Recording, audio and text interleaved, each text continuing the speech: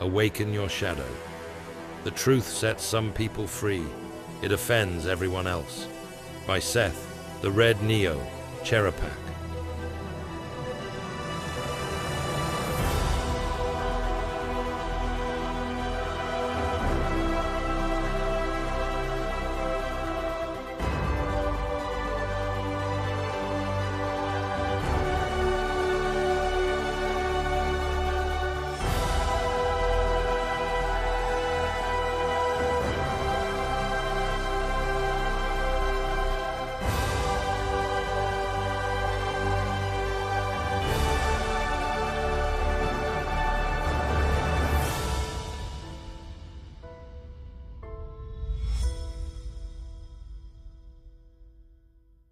Chapter 5, Part 2.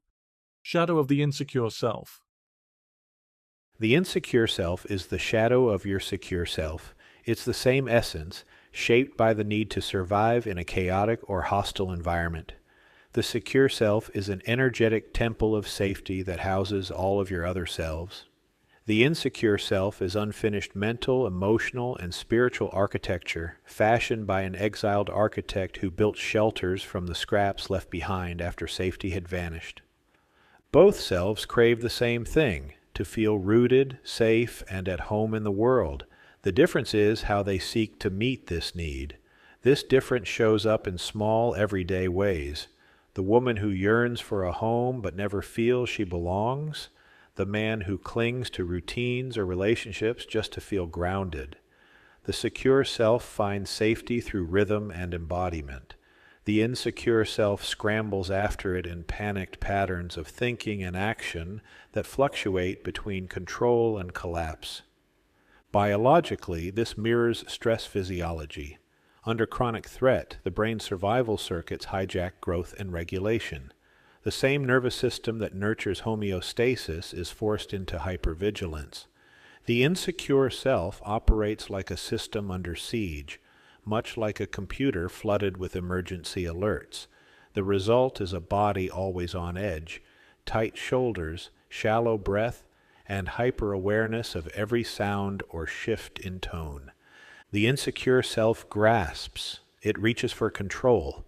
Not out of weakness, but out of a striving to create wholeness out of its fragmented parts. Some nervous systems never learn to root, they learn to brace. This isn't dysfunction or mental illness. It's survival, it's trauma, adaptation, and biology, etched into your fascia.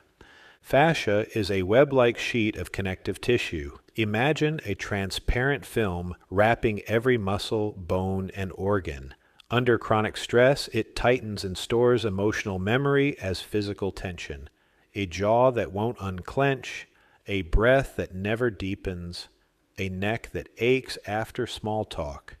The insecure self takes shape in systems that couldn't grow downward and outward, so they grew twisted, reactive, sensitive, and protective. This is the outcome of growth shaped by a broken rhythm. Picture a seed planted in poor soil. It still reaches for the light, it still grows, but in twisted, protective ways, like the child who becomes hyper-independent because no one came when they cried, or the adult who overworks or people-pleases, not out of ambition or kindness, but to insulate themselves from disapproval or rejection. The insecure self avoids closeness, not from independence, but from fear, like the teenager who jokes through intimacy because vulnerability once led to betrayal. It builds rituals, not from strength, but from terror. Like the adult who triple-checks doors or messages because they've never known ease. This goes beyond clutter and hoarding. It's the person who overbooks their calendar to avoid stillness, the one who keeps old clothes or unopened emails, the one who clings to people they no longer trust. The body living in scarcity holds on to what it can, not to thrive, but to survive. It avoids closeness, not from independence, but from fear. Like the teenager who jokes through intimacy because vulnerability once led to betrayal. The insecure self builds rituals, not from strength, but from terror. Like the adult who triple checks doors or messages because they've never known ease. You can't conquer, tame, deny, or exercise the insecure self.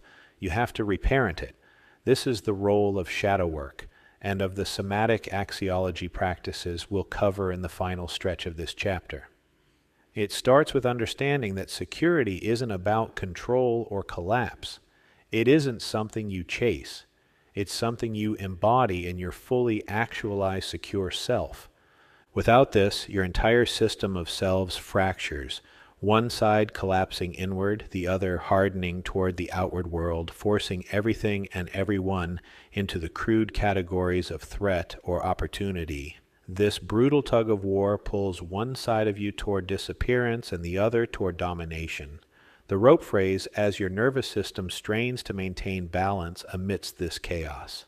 This is how the insecure self divides our energy into two polarized distortions. New subheader, Insecurity and the Dark Feminine.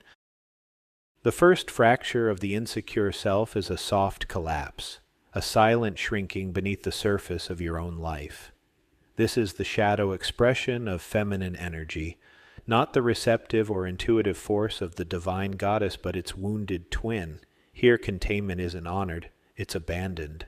The body becomes a burden, boundaries blur, space goes unclaimed. Where the secure self honors the principle of rhythm by attuning to natural energetic patterns, the dark feminine opts out of it through disappearance. She holds things in her body, dissociates from the tension, and numbs instead of anchoring.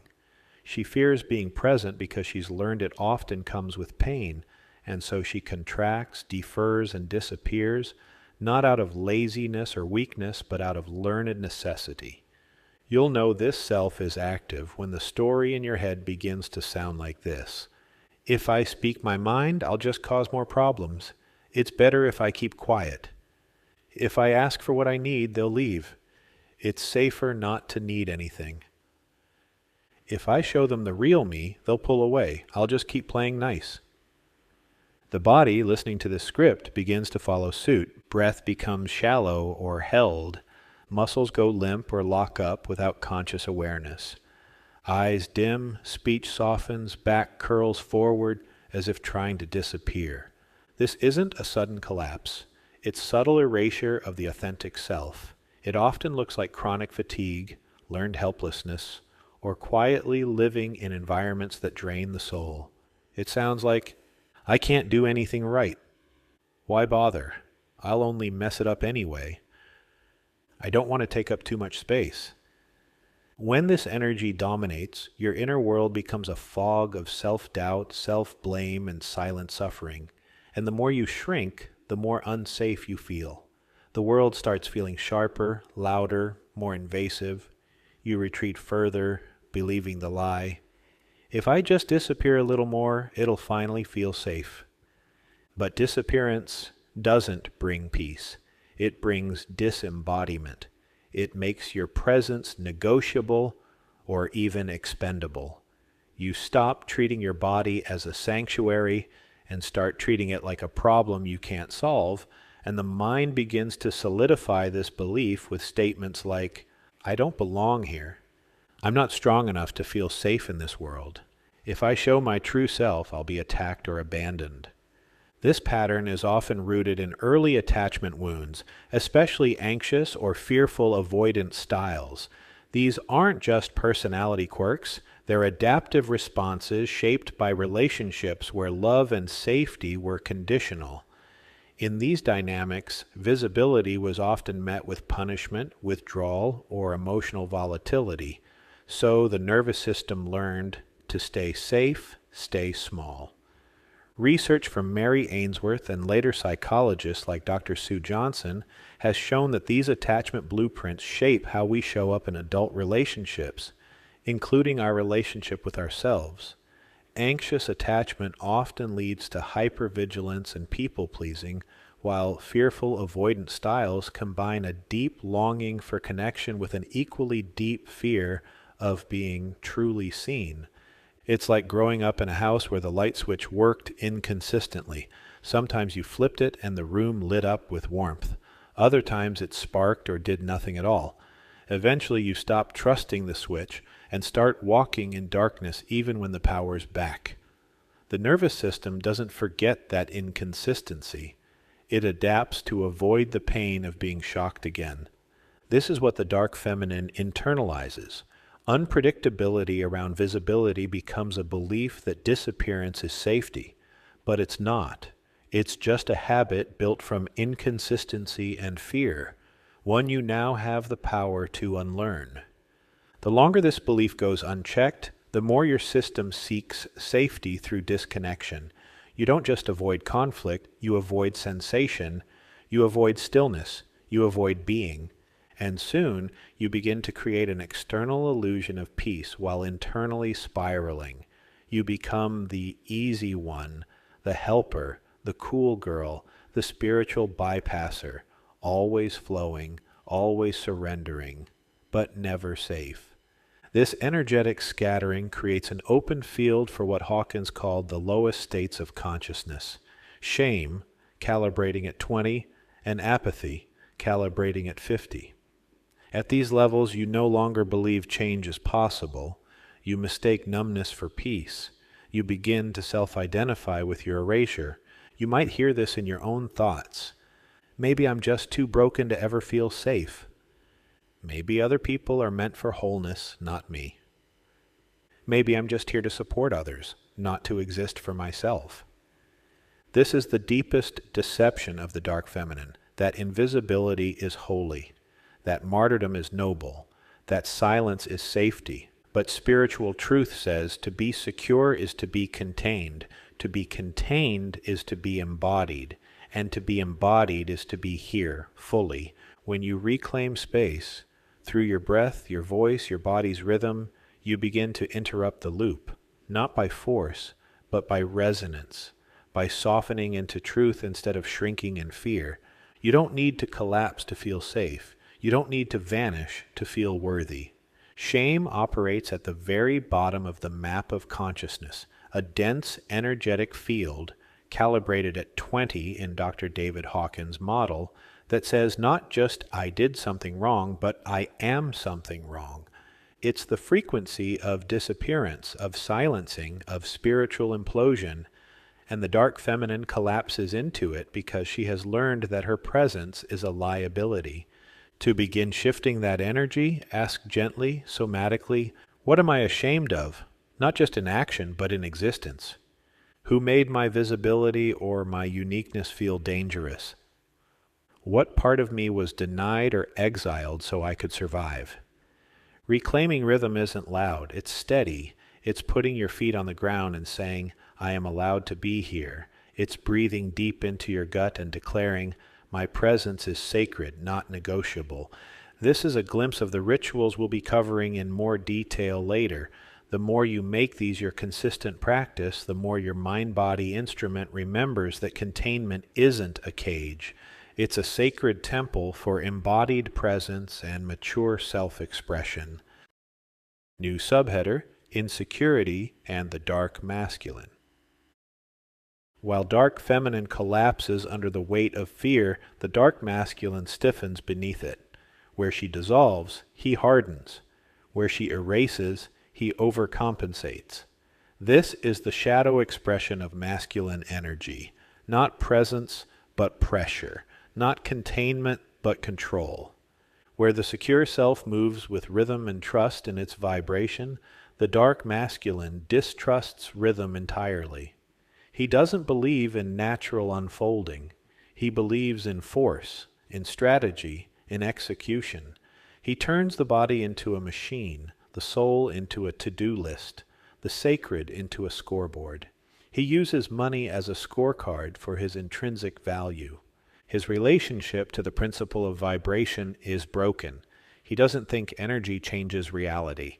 He thinks only effort does. If I let go, everything will collapse. Stillness is weakness. Rest is laziness. If I'm not always pushing, I'll fall behind. When this belief system calcifies, vibration is replaced with brute will. Life becomes a battlefield. Rest becomes the enemy.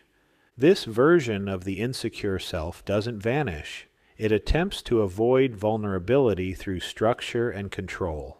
This manifests as what psychologists call a dismissive avoidant attachment style, a protective pattern where independence becomes armor and vulnerability is equated with weakness. Rather than seek closeness, this self seeks control, productivity, and performance as ways to feel safe. It appears strong, but it is driven by the same fear of collapse that haunts its more visibly anxious counterpart. It fills its calendar with things to prove. It sets 5 a.m. alarms not from devotion, but from fear. It micromanages the world, partners, and spiritual practice itself, turning even healing into a performance. The dark masculine's breath is shallow, controlled, often unnoticed, a hallmark of a nervous system locked in sympathetic overdrive. This is the physiology of fight-flight, hyper-alert, braced for threat, unable to rest. His body doesn't just reflect tension, it rehearses it. His jaw is clenched, shoulders high, vision narrow. He doesn't collapse, he clenches, and eventually that tension becomes his identity. No one else will do it right. I have to carry this. I'll rest after I've earned it. If I control everything, I'll finally feel safe. But the safety never comes because control is not safety. It's a shallow compensation for its absence. The insecure masculine doesn't just overwork the body, it fractures the soul. The sacred masculine trusts vibration. It leads with resonance, not domination. But the shadow version mistakes power for pressure, and in doing so, it slowly suffocates its own capacity for presence. This pushes one to Hawkins' next level of consciousness, which is still in the underbelly of mind-body states, guilt. Guilt is the polar dark masculine of the soft shame of collapse. It's the rigid self-punishment of never doing enough. Guilt says, you are wrong because of what you've done or failed to do. Whereas shame, calibrating at 20, the collapse energy of the dark feminine, says, I am something wrong. Guilt, calibrating at 30, the constriction energy of the dark masculine, says, I did something wrong, but if I do enough right and can make it right. It's an upward shift in energy, but still a distortion that roots identity in deficit. And the insecure masculine responds by working himself into collapse, trying to fix it. This guilt becomes the lens through which he views everything. Love becomes something to earn. Healing becomes something to optimize. Spirituality becomes competitive. You'll hear it in the voice that says, I just need to get my life in order and then I can breathe. I need to stay ahead or I'll fall apart. If I stop pushing, I'll lose everything I've worked for. This is the trap. Each act of striving convinces the nervous system that effort is safety, that only through micromanagement can collapse be prevented. But this isn't regulation, it's self-oppression. It violates the principle of rhythm and the principle of vibration, the spiritual law that says all energy moves and all motion creates echo. Control is not sustainable. It creates spiritual friction, relational tension, and inner dissonance. These patterns don't live in your conscious mind, nor are they in your emotional body, subconscious. They're rooted in a deeper and more calcified place, beneath language and emotion, in the tightly embedded structures of your value intelligence. That's why talk therapy, meditation, hypnosis, somatic work, positive affirmations, and the litany of self-help, psychology, and even spiritual tools can't make a dent in this pattern. This book reveals the only framework I know that can transform it this deeply, this precisely, and this permanently. The insecure masculine won't rest because he doesn't believe he deserves to. He won't soften because he thinks his edge is the only thing keeping him from collapsing or being dominated by others. To break this pattern, you must meet the guilt where it lives, not just in behavior, but in identity. Begin with this energetic inquiry. What am I still trying to atone for through overwork or control? What part of me have I condemned as unworthy of rest? What would it cost me to believe that safety or innocence doesn't have to be earned? Like the dark feminine, the dark masculine lives in fear. But instead of hiding, he hustles. Instead of surrendering, he strategizes. And just like her, he believes that stillness is a threat. The path forward is not to conquer this part of you, but to repattern it, to return to rhythm, to learn to trust your own voice again, or to finally find it under the rubble of survival strategies. You are not a machine. You are a field of resonance, not an engine to be optimized, but an instrument to be tuned. And your strength doesn't come from forced conformity to rigid standards, internal or external. It comes from awakening and transfiguring your exiled divine identity. New subheader, Greed as the Mirage of Security. When neither collapse nor control can make us feel safe, when our system has been splintered by the impulse to survive, something darker slips in. We fall out of alignment with the divine principle of rhythm. In this chaotic space, the body becomes vulnerable, not just to dark thoughts and emotions, but to infiltration. The will that infiltrates this vacuum and feeds the shadow of the insecure self is not truly ours. It is a spiritual predator named Mammon, the archetypal devil of greed. In psychological terms, greed is a form of ideological possession, when your identity is hijacked by fear-based programs. In spiritual language, it's a fracture in the soul field. And in both cases, the result is the same. You start acting out of something that isn't you. One of the oldest names for this destructive mental and emotional pattern is Mammon, the metaphysical archetype of greed. Mammon possession manifests not just as wealth hoarding, but as compulsive seeking of and obsession with certainty, which is the romanticized counterfeit of safety.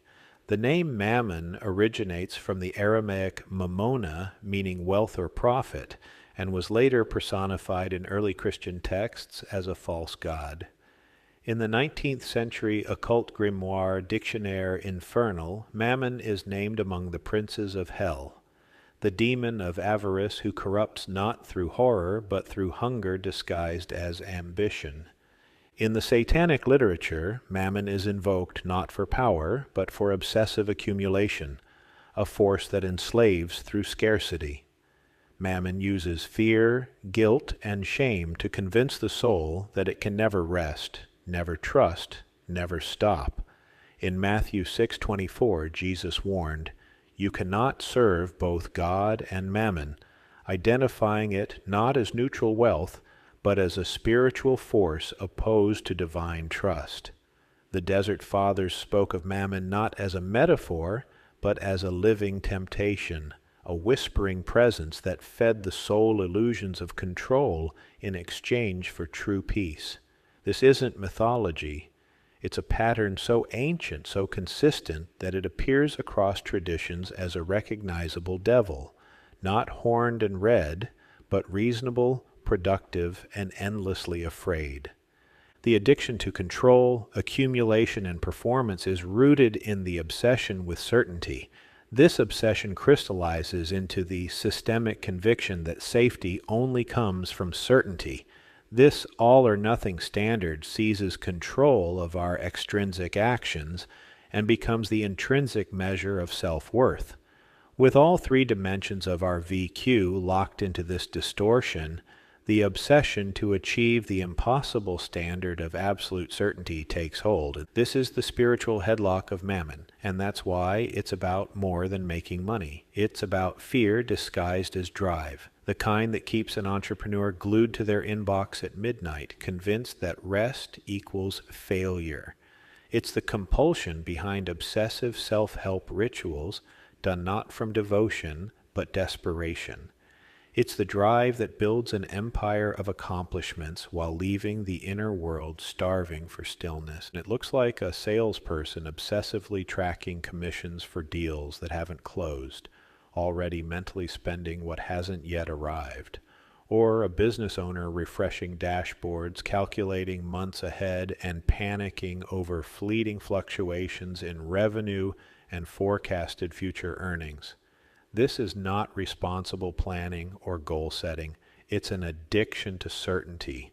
This future hoarding is rooted in a compulsive belief that future wealth equals safety. The tug of war between hope and fear manifests as anxiety that we feel in our bodies and obsessive thoughts that we cannot turn off, even as we lie in bed. This is the story of a nervous system scrambling to secure safety in a timeline that hasn't happened yet. I need to be 2 steps ahead of everything or I'll lose it all. If I don't keep pushing, and I'll fall behind. If I stop earning, proving, fixing, I'll be exposed to risk. Other manifestations of this obsession with certainty take root in relationships, where trust is abandoned for the practice of perpetual investigation. We become the insecure partner who checks our partner's phone, computer, and inboxes for anything that might represent an incoming threat to the relationship.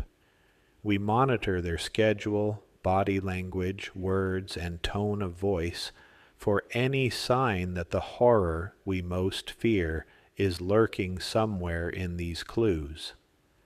We brace ourselves for betrayal before it even shows up.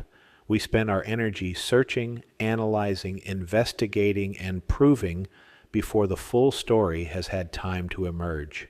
Imaginary scenarios and motives replace our partner, who is marginalized as someone who is either hiding or manipulating the real story, while the version of them we're creating in our mind takes their place.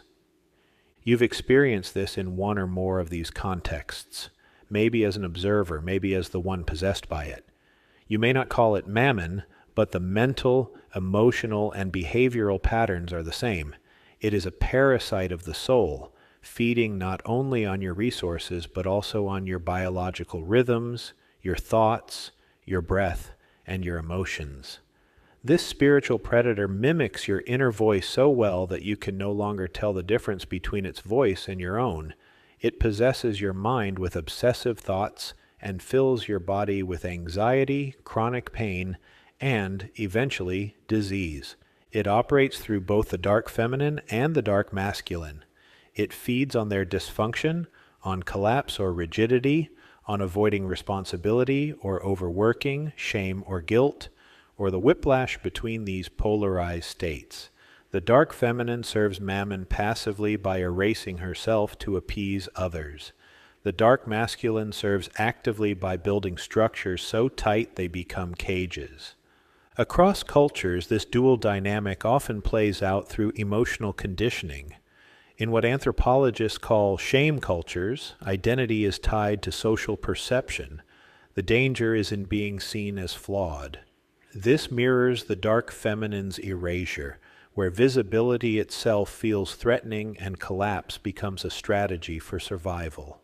In guilt cultures, the danger lies in violating rules or expectations, echoing the dark masculine's compulsion to overperform and self-punish to avoid perceived failure, where control becomes synonymous with safety.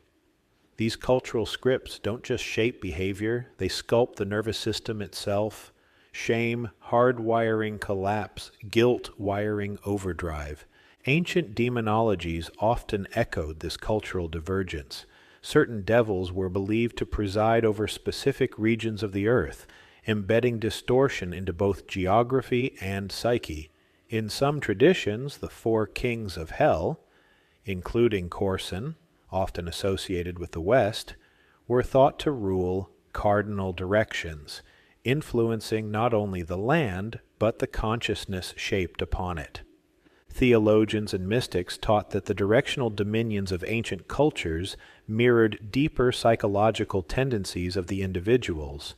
In the East, shame cultures emphasized conformity and face-saving. In the West, guilt cultures centered on internalized judgment and personal accountability. These archetypal patterns weren't just social quirks.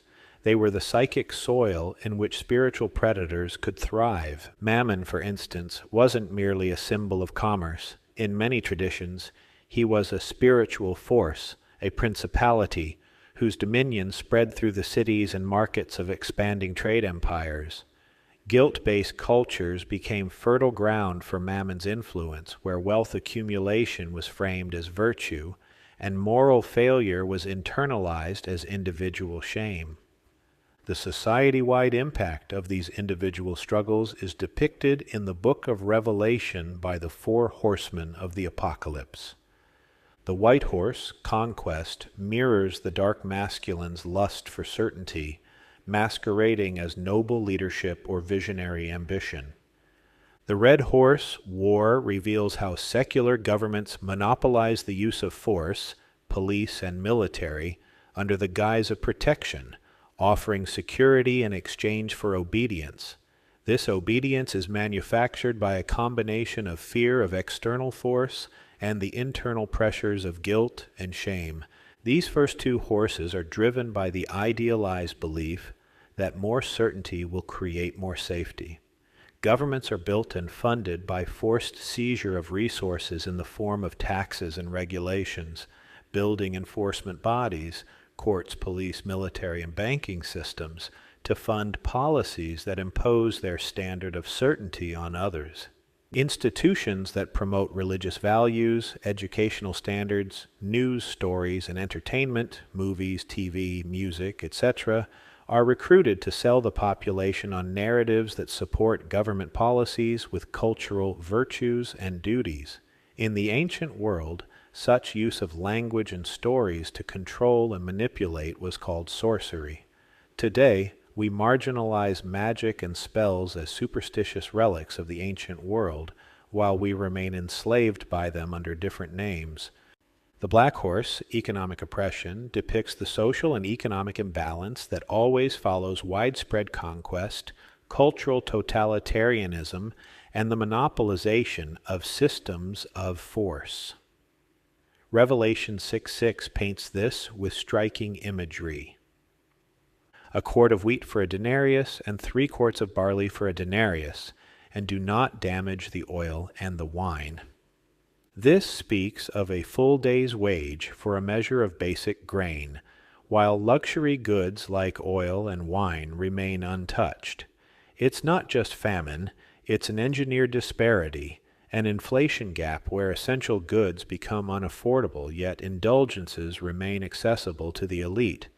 The pale horse, death followed by Hades, depicts more than bodily death. It signifies the death of spirit, purpose, and sovereignty. This is not just mortality, it is the slow disintegration of the authentic self. Hell, as described in chapter 3 of this book, is not fire and brimstone, but isolation from divine presence.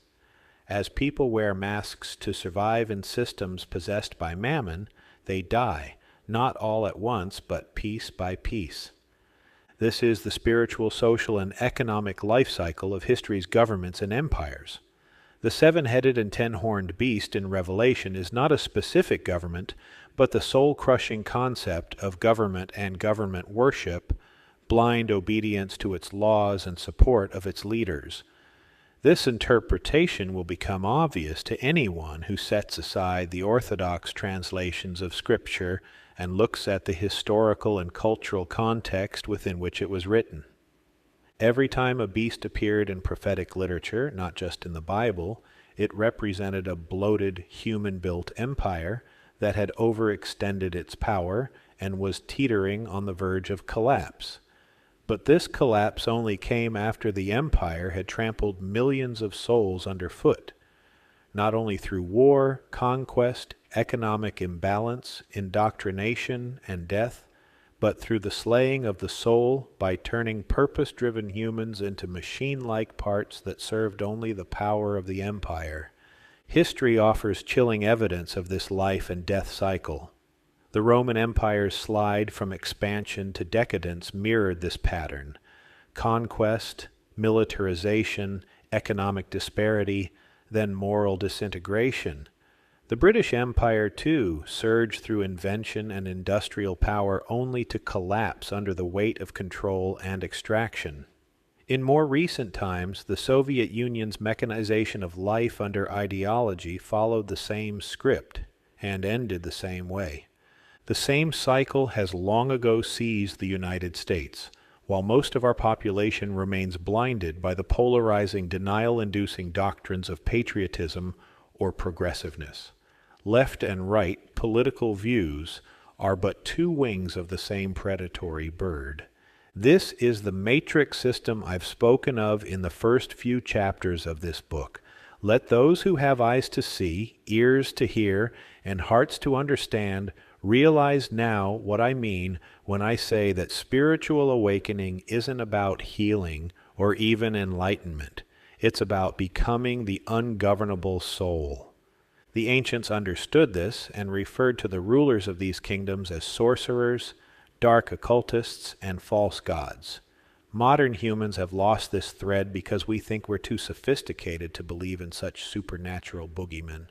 The truth is, this assumed sophistication has now made us a slave to the same powers which we have in our minds written off as mere superstitions. But the dark occultists who built the Matrix are just as real and manipulative today as they have always been. The difference is that they have convinced us that they don't exist, and that anyone who dares to mention them is a conspiracy theorist. Modern humans, while claiming to be more advanced than our ancestors, are possessed by the same devils that we've convinced ourselves not to believe in.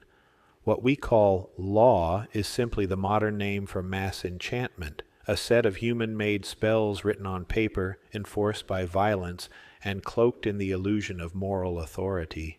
Unless we swiftly and dramatically repent of our own spiritual illnesses, with greed being the first, the United States is bound to the same fate. The ark of mammon haunts and destroys all who do not repent and return to the worship of authentic divine consciousness. And the cycle doesn't just play out in nations, it echoes in the soul of every person who breaks rhythm for the illusion of control, forfeiting their inner tempo to external pressures. As Emerson wrote in his essay History, there is one mind common to all individual men, of which each man is an incarnation. The rise and fall of empires is mirrored in the rise and fall of the inner self, the conquest of ambition, the war of overexertion, the famine of emotional depletion, and the death of authenticity. Mammon doesn't need nations to fall. It thrives on the fall of presence, breath, and being, one soul at a time. Modern science shows us that regional differences in Earth's magnetic field and short-term spikes in geomagnetic activity, geomagnetic storms, have been associated with measurable shifts in biological rhythms. In human field studies, geomagnetic disturbances have been linked to lower nighttime melatonin, or its primary urinary metabolite, a hormone central to circadian timing and sleep regulation. Birch, Rife, and Yost, 1999, Birch et al., 2008. Similar work in high-latitude populations has reported that hormone secretion, including cortisol, a core stress axis signal, shows dependence on geomagnetic activity, suggesting a plausible pathway for changes in stress, arousal, and vigilance under certain environmental conditions. Bruce et al., 2015. At the population level, geomagnetic storms have also been observationally associated with changes in mood-related outcomes. For example, increased hospital admissions for depressive episodes in the week following storms in susceptible groups, K. 1994. These physiological responses echo what the ancients intuited, that certain places carry more than just culture, they carry current. What the ancients understood is verified by modern science, and yet denied and dismissed by the same people who believe that science has disproven them as mere superstitions. Today, we've created and become addicted to technologies that have these same effects on our biology, inviting possession from mammon and a horde of devils that we've convinced ourselves are mere fairy tales. Nevertheless, mammon exploits both cultural wiring and environmental charge by transforming emotional regulation into a performative ritual and safety into a commodity that always feels just out of reach, creating a rhythm of scarcity that keeps the nervous system perpetually unsettled. Mammon thrives when your nervous system is locked in constant reaction. Chronic sympathetic arousal, the state of perpetual fight-flight, floods the body with cortisol, disrupts immune function, and hijacks attention. It primes your system for survival, not presence. In this state, even rest feels dangerous and stillness feels like exposure. When there's no stillness, only scanning, no presence, only anxious preparation. Here's what this looks like. A home you can't relax in unless it's perfectly clean. A spiritual life that's obsessed with earning God's favor. A relationship that feels more like performance than connection. A body you treat like a malfunctioning machine. You can convince yourself you're being responsible by obsessing over these things, but underneath the rituals, the order, the achievement is panic, dressed in productivity. And because mammon operates through the nervous system, the loop is physiological. You tense in stress. You act to relieve the tension. The action calms you, briefly. But because the tension was never metabolized, it returns stronger. The loop repeats. And each time it does, your identity fuses more tightly with the fear, which the left brain rationalizes as, "This is just who I am. I'm wired this way. If I stop controlling things, it will all fall apart. I don't have time to feel. I have to manage what's in front of me." Over time, your inner world becomes a rhythm of exhaustion, and your outer life reflects that distortion, filled with clutter, chaos, or perfectly curated stillness that's always on the edge of implosion. This isn't ambition. This is bottomless spiritual debt, an endless, unwinnable game where the prize is a peace you're never allowed to feel. You stop trusting your energy. You start outsourcing your security to systems, strategies, and personas. And the further you get from your internal rhythm, the louder the world becomes until you forget what your authentic voice even sounded like.